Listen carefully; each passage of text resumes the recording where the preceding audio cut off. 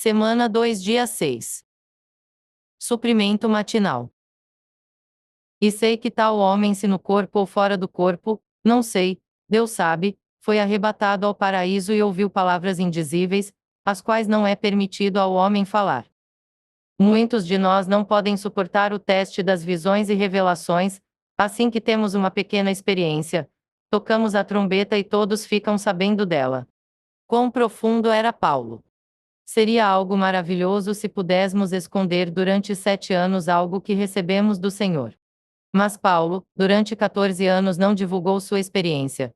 Durante 14 anos a Igreja de Deus nada sabia a respeito disso, durante 14 anos nenhum dos apóstolos ouviu falar disso. As raízes de Paulo eram profundas. Essa questão de raiz é um assunto de extrema importância. Se quiser fazer a obra de Paulo, você precisa das raízes de Paulo.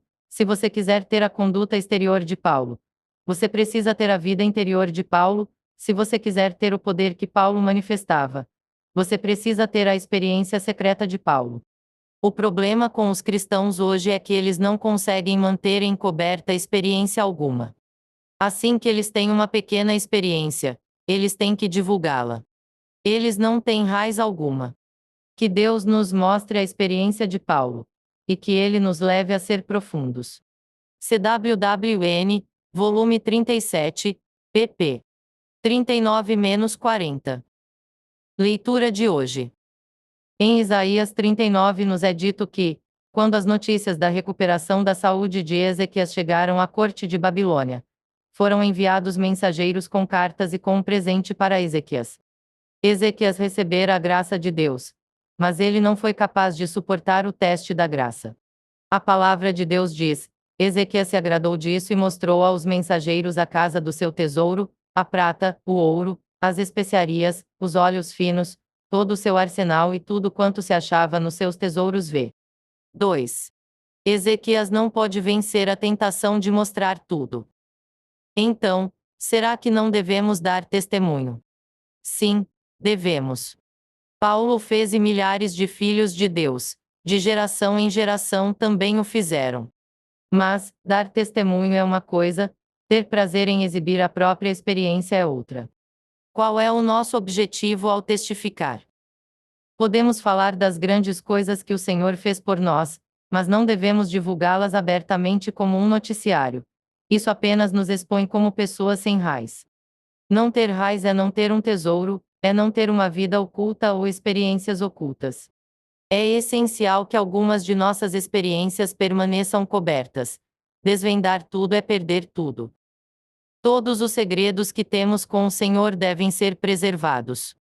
Somente se Ele se mover em nós para revelarmos algo é que ousamos fazê-lo. Se Ele quiser que compartilhemos alguma experiência com um irmão, não ousamos retê-la, pois isso estaria violando uma lei dos membros do corpo de Cristo. Uma lei dos membros do corpo de Cristo é a comunhão. Uma vez que suprimimos essa lei, o fluir é estancado. Devemos ser positivos, não negativos, e ministrar vida aos outros. Mas se estivermos o dia todo absortos com nós mesmos e com as nossas próprias coisas, essa tagarelice e exposição nos abre para o ataque do inimigo. Espero que aprendamos o que é o corpo de Cristo e o fluir da vida entre os membros, mas espero também que aprendamos a necessidade de salvaguardarmos a parte oculta que temos diante do Senhor, as experiências que os outros não conhecem. Nenhuma raiz deve ser exposta. À medida que nos aprofundarmos e lançarmos raízes, descobriremos que um abismo chama outro abismo. Quando pudermos extrair riquezas das profundezas de nossa vida interior, descobriremos que a vida dos outros será profundamente afetada. No minuto em que nosso ser interior for tocado, os outros receberão ajuda e serão iluminados.